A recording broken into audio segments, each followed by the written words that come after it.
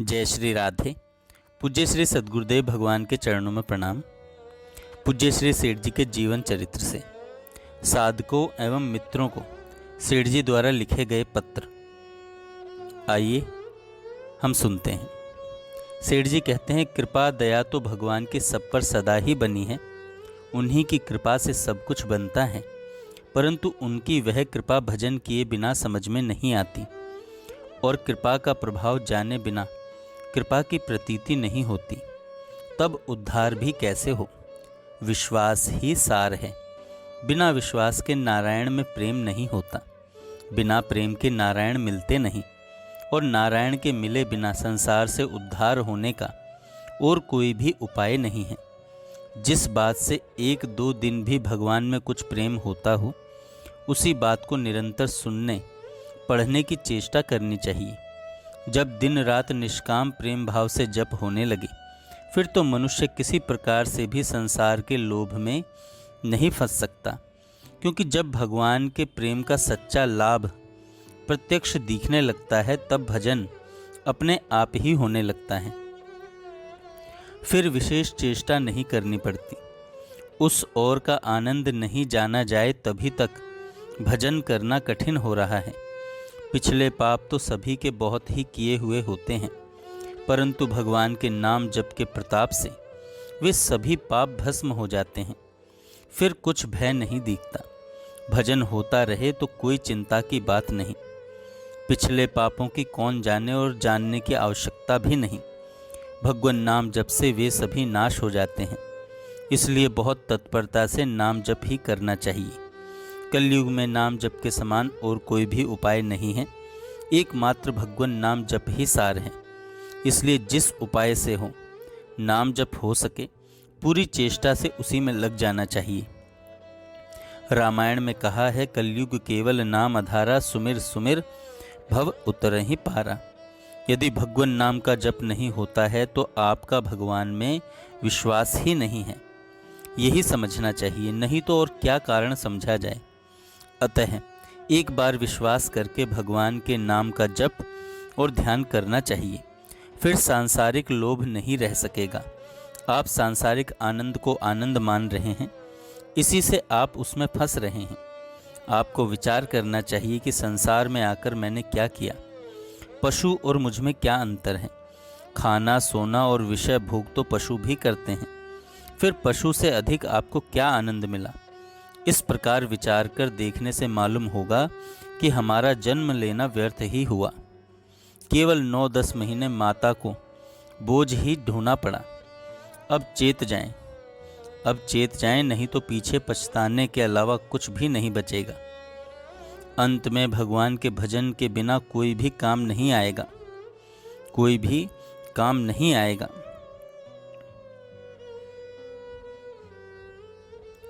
सदा की भांति दिवाली का निश्चित समय आया और चला गया, परंतु प्रति क्षण क्षीण होने वाले इस मनुष्य जीवन के अमूल्य समय का हमने किस हद तक सदुपयोग किया, यह विचारणीय है। केवल मनुष्य का ही शरीर ऐसा है जिसमें यह जीव इस जन्म मरण से सदा के लिए छूटकर परमानंद स्वरूप परमात्मा को प्राप्त कर सकता है।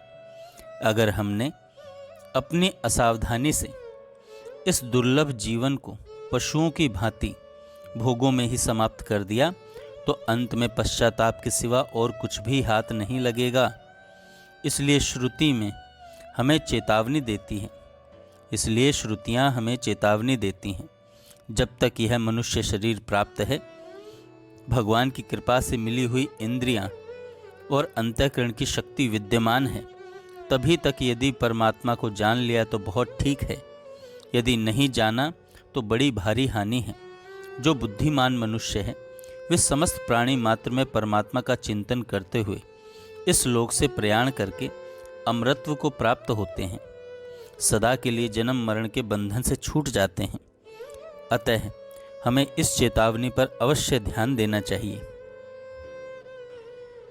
जब तक ग्रह रूप यह शरीर स्वस्थ है, वृद्धा अवस्था दूर है, इंद्रियों की शक्ति क्षीण नहीं हुई है और आयु का भी विशेष क्षय नहीं हुआ है, तभी तक बुद्धिमान को अपने कल्याण के लिए विशेष प्रयत्न करना चाहिए, नहीं तो घर में आग लग जाने पर कुआं खोदने का प्रयत्न करने में क्या होगा।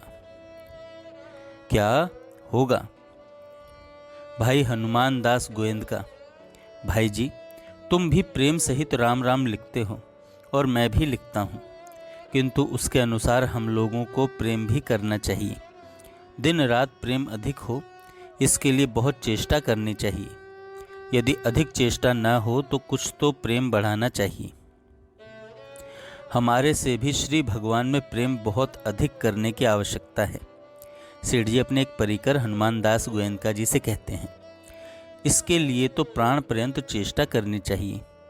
हमारे साथ यदि प्रेम नहीं भी हो तो हर्जा नहीं है, क्योंकि संसार में बहुत से भगवान के ज्ञानी भक्त हैं, मैं जिनका नाम भी नहीं जानता। क्या उनको परम गति नहीं मिलेगी? अवश्य ही मिलेगी। कोई भी क्यों ना हो, ज्ञानी भक्त को अवश्य ही परम गति मिलेगी। परंतु जिनका श्री नारायण देव में पूर्ण प्रेम नहीं है, उनके लिए महान हानि है। इसलिए श्री भगवान में पूर्ण प्रेम होने के लिए प्राण पर्यंत चेष्टा करना तुम्हारा काम है। फिर प्रेम नहीं हो तो कोई बात नहीं। पहले तुम्हारा जिस प्रकार सत्संग में प्रेम था, सत्संग के सामने तुम रुपयों को कुछ भी नहीं समझते थे, तथा सत्संग के लिए शरीर के कष्ट को भी कुछ नहीं समझते थे। उससे बहुत अधिक सत्संग में प्रेम होना चाहिए, और सत्संग से भी बहुत अधिक प्रेम भगवान में होना चाहिए। सत्संग में जो प्रेम है वह भी भगवान के लिए ही है, इसलिए उसे भी भगवान के ही साथ समझना चाहिए। भगवान के मिलने के उपाय में विलंब हो तथा कलंक भी लगे तो प्राण भले ही चले जाएं, किंतु भगवान के मिलने में ढील नहीं होनी चाहिए। एक पल भी जो भगवान के बिछोह में बीते वह एक युग के बराबर लगे, तब उनके लिए प्राण पर्यंत चेष्टा समझी जाएगी। जैसे ध्रुव, प्रहलाद और गोपियों की चेष्टा थी, उसी प्रकार भगवान के लिए चेष्टा हो, तब श्री भगवान में प्राण पर्यंत चेष्टा समझी जाए। श्री गीता जी के अभ्यास की विशेष चेष्टा करनी चाहिए। श्री गीता जी का अभ्यास करने से भगवान की कृपा से गीता जी के अनुसार आचरण हो सकता है। फिर भगवान के मिलने में विलंब नहीं है। यदि आप श्लोक नहीं पढ़ सकते तो अर्थ ही पढ़ने से और अभ्यास करने से यदि धारण हो जाए तो श्री भगवान का दर्शन हो सकता है। इसलिए श्री गीता जी के अभ्यास करने की विशेष चेष्टा करनी चाहिए। सत्संग की भी चेष्टा करनी चाहिए। इस प्रकार करने से निष्काम भाव से भगवान का भजन ध्यान हो सकता है। इस तरह सेठ जी द्वारा दिए गए कुछ पत्रों का गीता प्रेस गोरखपुर से निम्न पुस्तकों के रूप में प्रकाशित हुए हैं। पुस्तक का नाम महत्वपूर्ण चेतावनी, साधन उपयोगी पत्र, पारमार्थिक पत्र, उद्धार कैसे हो, आध्यात्मिक विषयक पत्र, शिक्षाप्रद पत्र। ये सब पुस्तकों में सेठ जी के सत्संग की कुछ बातें हैं। आप लोग भी उसका लाभ ले सकते हैं। पूर्व जन्म का प्रसंग। पूज्य श्री सेठ जी के पूर्व जन्म का प्रसंग। हनुमान बख्श जी गोयंदका सेठ जी के परम मित्र थे। वे सेठ जी से आयु में लगभग 2 वर्ष बड़े थे। सेठ जी उनको अपनी गुप्त से गुप्त बात बता देते थे, पर उन्होंने इन्हें वे सभी बातें गुप्त रखने का कड़ाई से आदेश दे रखा था। फिर भी कभी कभी वे किसी किसी को गुप्त बात बता दिया करते थे। सेठ जी ने उन्हें अपने ज्ञान की प्रथम, द्वितीय, तृतीय, चतुर्थ भूमिका के विषय में बताया। अपनी इस स्थिति को भी बताया कि ज्ञान की चतुर्थ भूमिका में स्थिति हो गई है। भगवान के दर्शनों की बात भी बताई। इससे हनुमान बख्श जी गोयंदका के मन पर बड़ा प्रभाव हुआ। वे संन्यास लेने का आग्रह करने लगे। इनका प्रबल आग्रह देखकर सेठ जी ने कहा कि 4-6 महीने यहाँ निरंतर भजन स्मरण करके अपनी दृढ़ स्थिति कर लेनी चाहिए। इससे संन्यास लेने में सहायता मिलेगी, अन्यथा फिर गृहस्थी में आना हो सकता है। 4 महीने पूरे होने पर फिर उन्होंने संन्यास लेने का आग्रह किया। तब सेठ जी ने कहा कि तुम्हारे भविष्य की बातों की स्फुरना मेरे मन में हो रही है। तुम्हारा संन्यास निभेगा नहीं, तुम्हारा वैराग्य स्थायी नहीं है। परंतु उनका आग्रह बना रहा। सेठ जी ने कहा, मैं तुम्हें साथ चलने का वचन दे चुका हूँ और तुम कहोगे तो मैं चलूँगा, पर तुम्हें अभी भोग भोगने अनिवार्य हैं। तुम्हें गृहस्थी में आना पड़ेगा। मैं लौटूंगा नहीं। मैं यदि सन्यासी बना तो कानों से बहरा, मुख से गूंगा और पैरों से पंगु सन्यासी बनूंगा। मेरे मन में तुम्हारे पूर्व जन्म की बातें स्फुरित हो रही हैं। लगभग 2000 वर्ष पहले तुम राजा थे और मैं तुम्हारा मंत्री था। उस समय भी हम दोनों ने राज्य छोड़कर सन्यास ग्रहण किया था। सन्यास लेने के बाद बहुत लोग सत्संग के लिए हमारे पास आते थे। वृक्षों के नीचे सत्संग होता था। कुछ समय बाद मेरा शरीर छूट गया, तुम अकेले रह गए। लोग तुम्हारा सम्मान करते थे, मेरा भी सम्मान होता था, परंतु मैं उसे मन से स्वीकार नहीं करता था। मेरी मृत्यु के पश्चात तुमने सम्मान स्वीकार करना प्रारंभ कर दिया। उस सन्यास आश्रम में गद्दे, तकिए, बढ़िया खान पान भोगने लगे, जिससे तुम्हारी बड़ी हानि हुई, पतन हो गया। समय पर मृत्यु हो गई। मृत्यु के बाद, इसके पहले तुम्हें मनुष्य जन्म नहीं मिला। तुम पशु पक्षी आदि योनियों में भ्रमण करते रहे, परंतु मैं इतने दिनों तक ऊपर के लोक में रहा। अब दैव योग से तुम्हें मनुष्य जन्म मिला है और मेरा भी आना हुआ। यदि तुम अब हठ करोगे तो वचनबद्ध होने से मैं तुम्हारे साथ संन्यास ग्रहण कर लूँगा, पर निश्चय मानो कि तुम्हें गृहस्थी में आना पड़ेगा और मैं लौटूंगा नहीं। मेरा तुम्हारा संग छूट जाएगा। इस प्रकार बहुत देर तक विचार करने पर अंत में संन्यास लेने का विचार स्थगित कर दिया। कई बार सारी रात भगवत चर्चा करते बीत जाती, फिर भी बातें समाप्त नहीं होती। एक बार सेठ जी हनुमान बख्श जी का चौबारा देखने चले गए, जिसका निर्माण हो रहा था। ट्रस्ट की मीटिंग होनी थी। ट्रस्टी लोग इकट्ठे हुए थे। सेठ जी को वहाँ समय लग गया। घनश्याम दास जी जालान ने सेठ जी से कहा, यहाँ सब ट्रस्टी बैठे प्रतीक्षा कर रहे हैं, आप हनुमान बख्श जी के यहाँ चले गए। सेठ जी ने कहा, आप लोगों से मेरा मिलना हनुमान के कारण ही हुआ है। आपको उसका ऋण मानना चाहिए जिसके कारण मुझे आना पड़ा।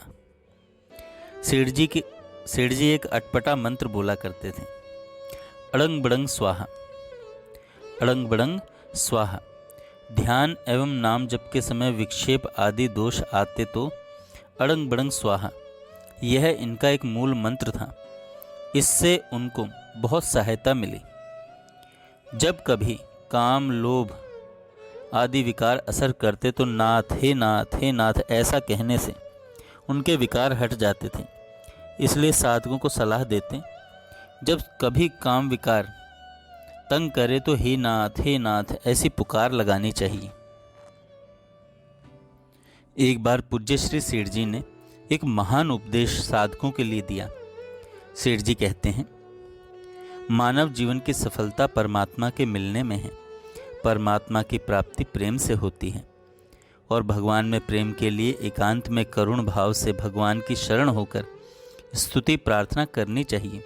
संसार से वैराग्य और भगवान में प्रेम होने के संबंध में जो शास्त्र हैं उनका अध्ययन करना चाहिए। भगवान के भक्तों का संग करना तथा उनके बताए अनुसार साधन करना चाहिए। भगवान के गुण, प्रभाव, लीला स्वरूप का श्रद्धापूर्वक निरंतर चिंतन करना चाहिए। इससे भगवान के गुण, प्रभाव और लीला के भाव रहस्य को समझा जा सकता है और उससे भगवान में श्रद्धा होकर प्रेम हो सकता है। भगवान निश्चय हैं, भगवान हजारों को मिलते हैं और मिलते रहेंगे, अतः हमें न मिलने में कोई भी कारण नहीं है। अतएव हमें उपयुक्त प्रकार से इसके लिए प्राण पर्यंत प्रयास करना चाहिए। भगवान आकाश में हमारे सन्मुख खड़े हैं और गुणों का हम पर प्रभाव डाल रहे हैं, अर्थात भगवान आनंद, शांति, प्रेम, ज्ञान, समता, दया आदि की मानो अनवरत वर्षा करते हैं, जिससे उनके परमाणुओं का हम में प्रवेश हो रहा है। जैसे आकाश में स्थित पूर्णिमा का चंद्रमा सर्वत्र अमृत की वर्षा करता है, इसी प्रकार भगवान हम पर वर्षा कर रहे हैं। ऐसा भाव करने से रोमांच और अश्रुपात होते हैं।